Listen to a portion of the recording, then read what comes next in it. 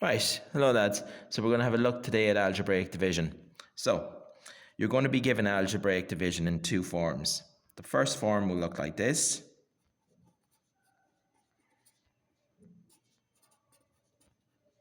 Okay, and the second form will look like this. Same sum.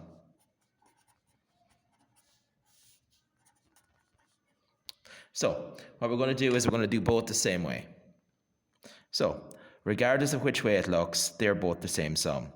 This quadratic divided by this linear, this quadratic divided by this linear. What you're going to do is create a box with 4 windows.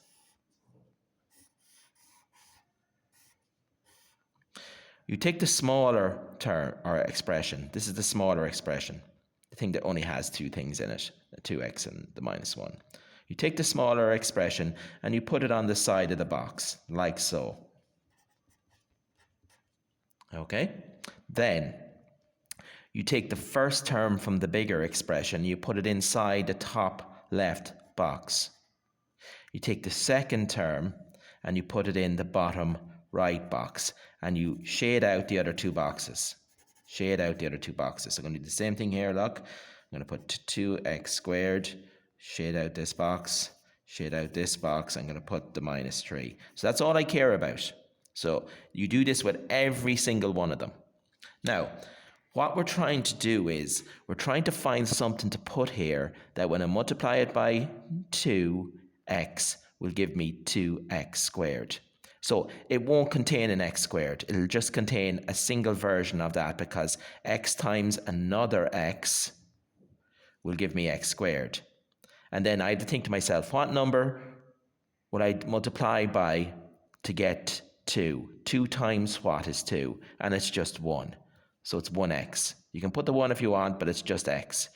2x times x gives you 2x squared. And then we do the same thing here. I have to put a number here so that when I multiply that number by -1, I get -3. Now, if you're not sure how to do that bit, just put it into your calculator. Watch. -3 divided by -1 gives you 3. So that's a +3. So your answer there is x plus 3. That's the answer. It'll be the same thing here. 2x times x gives you 2x squared. 3 times -1 gives you -3. Now, there's another quicker way of doing this, which I'm going to show you here.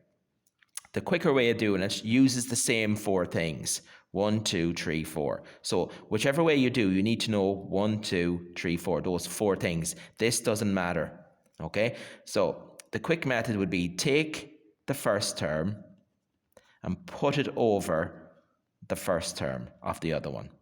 Take the last term and put it over the last term. And then think to yourself, 2 divides into 2 once. X will always go into x squared, or p will always go into p squared, or q will always go into q squared once. So they're only ever going to be, out of this, there's only ever going to be a number with one of those letters. So in this case, it's 2 divided into 2 goes once, so 1x. Then use your calculator. Look, fraction -3 -1, 3. That's